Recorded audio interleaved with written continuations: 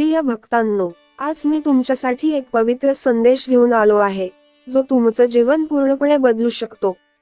या जगात प्रत्येक व्यक्ती सुख, समृद्धी आणि शांतीची इच्छा बाळगतो.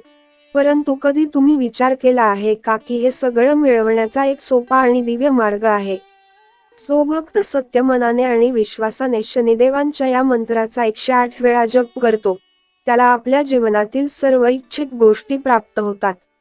हा मंत्र केवळ शब्द नाहीत, हा शनिदेवांच्या दिव्य शक्तीचा स्रोत आहे, जो तुम्हाला ब्रह्मांडाच्या अनंत ऊर्जेशी जोडतो. जेव्हा तुम्ही या मंत्राचा जप करता, तेव्हा तुमच्या जीवनातील सर्व अडथळे शनिदेवांच्या कृपेने दूर होतात. शत्रूंचा नाश होतो, आजारपण आणि कर्ज संपतं, आणि तुमच्या घरात सुख शांतीचे स्थायी वास्तव्य होते. न्याय आणि कर्मफलाचे देवता शनिदेव स्वतः तिथे येतात जिथे श्रद्धेने हा मंत्र जपला जातो. भक्तांनो, लक्षात ठेवा, हा मंत्र केवळ भौतिक सुख समृद्धीच देत नाही, तर तुमच्या आत्म्यालाही शांती आणि संतुलन प्रदान करतो. जो भक्त याचा जप संपूर्ण श्रद्धा आणि प्रामाणिकतेने करतो, त्याच्या जीवनात कोणत्याही प्रकारची कमतरता राहत नाही. शनिदेवांच्या कृपेने त्याच्या सर्व समस्या दूर होतात. आजच या मंत्राचा जप सुरू करा. फक्त 108 वेळा श्रद्धेने हा मंत्र म्हणा आणि तुमच्या डोळ्यांसमोर तुमच्या जीवनात होणारे बदल पहा. श्री शनिदेवांचे आशीर्वाद नेहमी तुमच्या सोबत असतील. शनिदेवांच्या कृपेने तुमचं जीवन सुख, शांती आणि समृद्धीने भरून जाईल. आमच्या चॅनेलला सबस्क्राईब करायला विसरू नका. व्हिडिओला लाईक करा आणि कमेंटमध्ये जय शनिदेव नक्की लिहा. भक्तांनो, तुमचं हे छोटंसं पाऊल तुमच्या जीवनात मोठा बदल घडवून आणू शकतं. चला, या दिव्य मंत्राचा श्रवण करूया. जय शनिदेव. ॐ त्र्यम्बकं यजामहे सुगन्धि पुष्टिवर्धनम् उर्वारुकमिव बन्धनान् मृत्योर्मुक्षीयमामृतम्. ॐ त्र्यम्बकं यजामहे सुगन्धि पुष्टिवर्धनम् उर्वारुकमिव बन्धनान् मृत्योर्मुक्षीयमामृतम्. ॐ त्र्यम्बकं यजामहे सुगन्धि पुष्टिवर्धनम् उर्वारुकमिव बन्धनान् मृत्योर्मुक्षीयमामृतम्. ॐ त्र्यम्बकं यजामहे सुगन्धि पुष्टिवर्धनम् उर्वारुकमिव बन्धनान् मृत्योर्मुक्षीयमामृतम्. ॐ त्र्यम्बकं यजामहे सुगन्धि पुष्टिवर्धनम् उर्वारुकमिव बन्धनान् मृत्योर्मुक्षीयमामृतम्. ॐ त्र्यम्बकं यजामहे सुगन्धि पुष्टिवर्धनम् उर्वारुकमिव बन्धनान् मृत्योर्मुक्षीयमामृतम्. ॐ त्र्यम्बकं यजामहे सुगन्धि पुष्टिवर्धनम् उर्वारुकमिव बन्धनान् मृत्योर्मुक्षीयमामृतम्. ॐ त्र्यम्बकं यजामहे सुगन्धि पुष्टिवर्धनम् उर्वारुकमिव बन्धनान् मृत्योर्मुक्षीयमामृतम्. ॐ त्र्यम्बकं यजामहे सुगन्धि पुष्टिवर्धनम् उर्वारुकमिव बन्धनान् मृत्योर्मुक्षीयमामृतम्. ॐ त्र्यम्बकं यजामहे सुगन्धि पुष्टिवर्धनम् उर्वारुकमिव बन्धनान् मृत्योर्मुक्षीयमामृतम्. ॐ त्र्यम्बकं यजामहे सुगन्धि पुष्टिवर्धनम् उर्वारुकमिव बन्धनान् मृत्योर्मुक्षीयमामृतम्. ॐ त्र्यम्बकं यजामहे सुगन्धिपुष्टिवर्धनम् उर्वारुकमिव बन्धनान् मृत्युर्मुक्षैमामृतम् ॐ त्र्यम्बकं यजामहे सुगन्धिपुष्टिवर्धनम् उर्वारुकमिव बन्धनान् मृत्युर्मुक्षैमामृतम् ॐ त्र्यम्बकं यजामहे सुगन्धिपुष्टिवर्धनम् उर्वारुकमिव बन्धनान् मृत्युर्मुक्षैमामृतम् ॐ त्र्यम्बकं यजामहे सुगन्धिपुष्टिवर्धनम् उर्वारुकमिव बन्धनान् मृत्युर्मुक्षैमामृतम् ॐ त्र्यम्बकं यजामहे सुगन्धिपुष्टिवर्धनम् उर्वारुकमिव बन्धनान् मृत्युर्मुक्षैमामृतम् ॐ त्र्यम्बकं यजामहे सुगन्धिपुष्टिवर्धनम् उर्वारुकमिव बन्धनान् मृत्युर्मुक्षैमामृतम् ॐ त्र्यम्बकं यजामहे सुगन्धिपुष्टिवर्धनम् उर्वारुकमिव बन्धनान् मृत्युर्मुक्षैमामृतम् ॐ त्र्यम्बकं यजामहे सुगन्धिपुष्टिवर्धनम् उर्वारुकमिव बन्धनान् मृत्युर्मुक्षैमामृतम् ॐ त्र्यम्बकं यजामहे सुगन्धिपुष्टिवर्धनम् उर्वारुकमिव बन्धनान् मृत्युर्मुक्षैमामृतम् ॐ त्र्यम्बकं यजामहे सुगन्धिपुष्टिवर्धनम् उर्वारुकमिव बन्धनान् मृत्युर्मुक्षैमामृतम् ॐ त्र्यम्बकं यजामहे सुगन्धिपुष्टिवर्धनम् उर्वारुकमिव बन्धनान् मृत्युर्मुक्षैमामृतम् ॐ त्र्यम्बकं यजामहे सुगन्धिपुष्टिवर्धनम् उर्वारुकमिव बन्धनान् मृत्युर्मुक्षैमामृतम् ॐ त्र्यम्बकं यजामहे सुगन्धिपुष्टिवर्धनम् उर्वारुकमिव बन्धनान् मृत्युर्मुक्षैमामृतम् ॐ त्र्यम्बकं यजामहे सुगन्धिपुष्टिवर्धनम् उर्वारुकमिव बन्धनान् मृत्युर्मुक्षैमामृतम् ॐ त्र्यम्बकं यजामहे सुगन्धिपुष्टिवर्धनम् उर्वारुकमिव बन्धनान् मृत्युर्मुक्षैमामृतम् ॐ त्र्यम्बकं यजामहे सुगन्धिपुष्टिवर्धनम् उर्वारुकमिव बन्धनान् मृत्युर्मुक्षैमामृतम् ॐ त्र्यम्बकं यजामहे सुगन्धिपुष्टिवर्धनम् उर्वारुकमिव बन्धनान् मृत्युर्मुक्षैमामृतम् ॐ त्र्यम्बकं यजामहे सुगन्धिपुष्टिवर्धनम् उर्वारुकमिव बन्धनान् मृत्युर्मुक्षैमामृतम् ॐ त्र्यम्बकं यजामहे सुगन्धिपुष्टिवर्धनम् उर्वारुकमिव बन्धनान्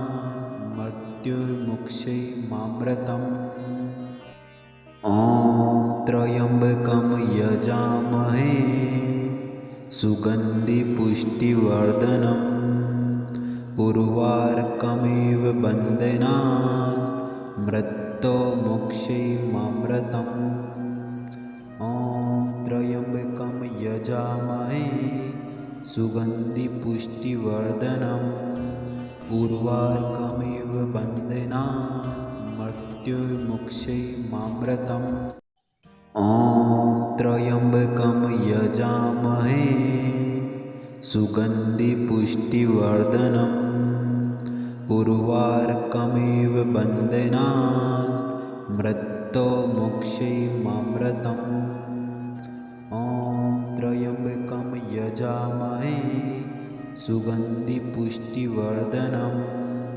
उर्वारुकमिव बन्धनान् मृत्योर्मुक्षैर्मामृतम् ॐ त्र्यम्बकं यजामहे सुगन्धिपुष्टिवर्धनम् उर्वारुकमिव बन्धनान् मृत्योर्मुक्षैर्मामृतम् ॐ त्र्यम्बकं यजामहे सुगन्धिपुष्टिवर्धनम् उर्वारुकमिव बन्धनान् मृत्योर्मुक्षैर्मामृतम् ॐ त्र्यम्बकं यजामहे सुगन्धिपुष्टिवर्धनम् उर्वारुकमिव बन्धनान् मृत्योर्मुक्षैर्मामृतम् ॐ त्र्यम्बकं यजामहे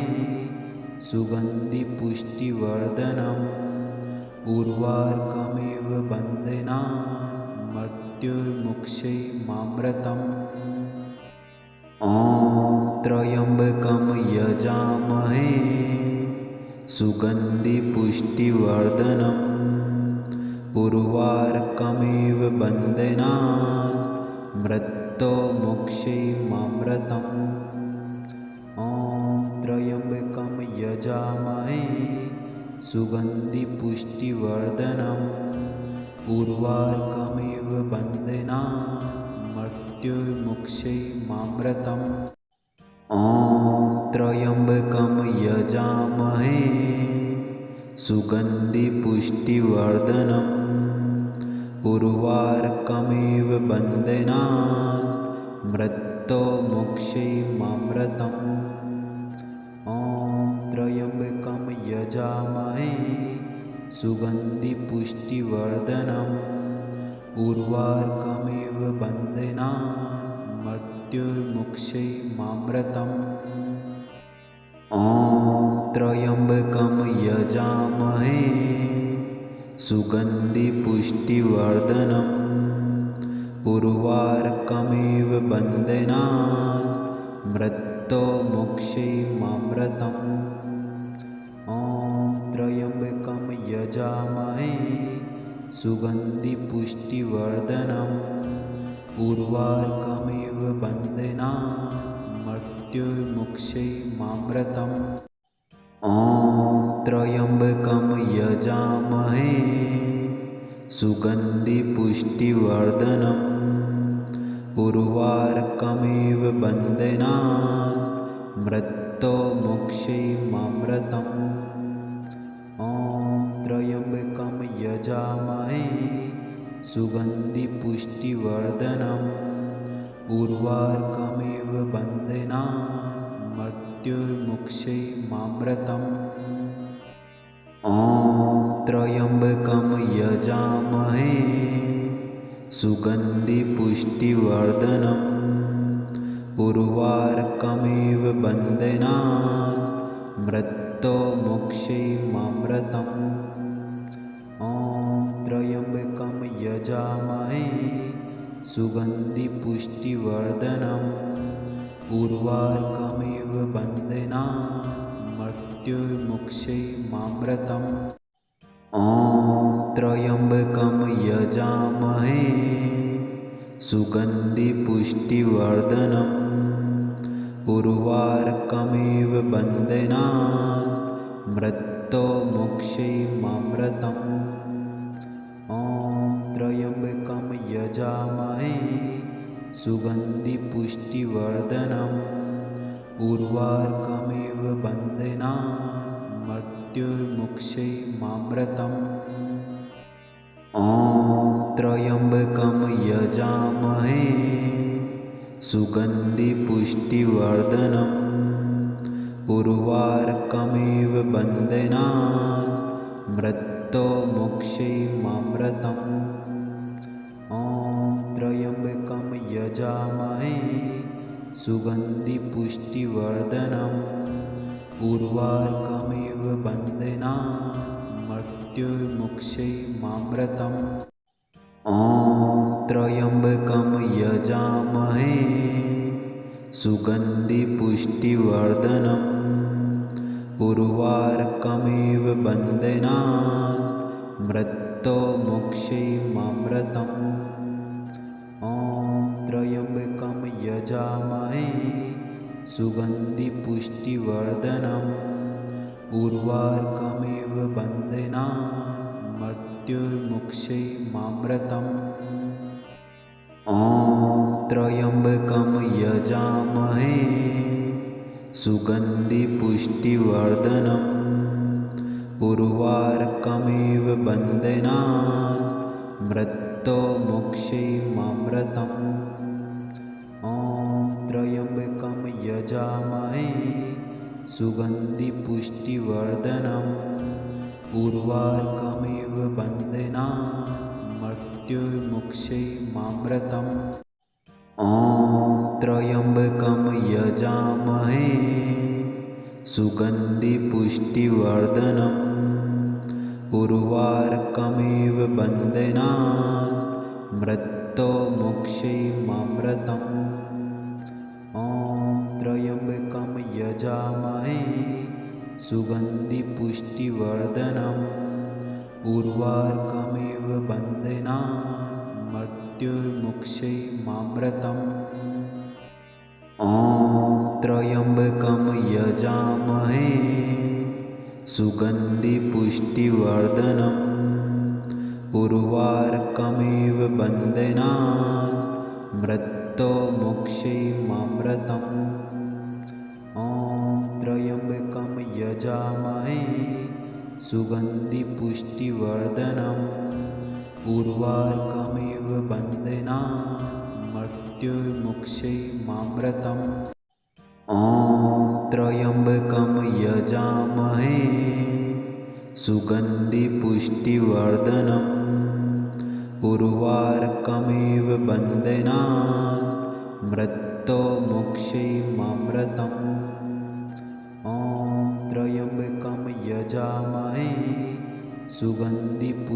सुगन्धिपुष्टिवर्धनम् उर्वारुकमिव बन्धनान् मृत्युर्मुक्षैमामृतम् ॐ त्र्यम्बकं यजामहे सुगन्धिपुष्टिवर्धनम् उर्वारुकमिव बन्धनान् मृत्युर्मुक्षैमामृतम् ॐ त्र्यम्बकं यजामहे सुगन्धिपुष्टिवर्धनम् उर्वारुकमिव बन्धनान् मृत्युर्मुक्षैमामृतम् ॐ त्र्यम्बकं यजामहे सुगन्धिपुष्टिवर्धनम् उर्वारुकमिव बन्धनान् मृत्युर्मुक्षैमामृतम् ॐ त्र्यम्बकं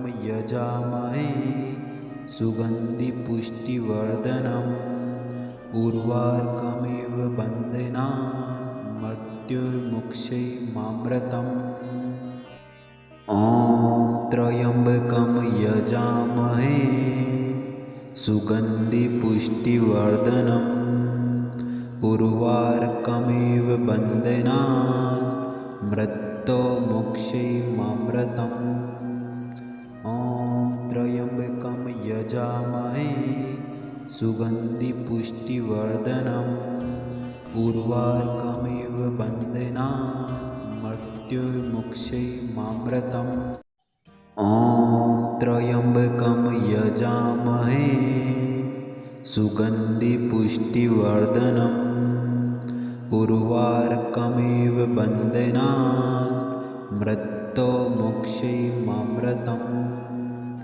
ॐ त्र्यम्बकं यजामहे सुगन्धिपुष्टिवर्धनम् उर्वारुकमिव बन्धनान् मृत्योर्मुक्षैरमृतम् ॐ त्र्यम्बकं यजामहे सुगन्धिपुष्टिवर्धनम् उर्वारुकमिव बन्धनान् मृत्योर्मुक्षैरमृतम् ॐ त्र्यम्बकं यजामहे सुगन्धिपुष्टिवर्धनम् उर्वारुकमिव बन्धनान् मृत्योर्मुक्षैरमृतम्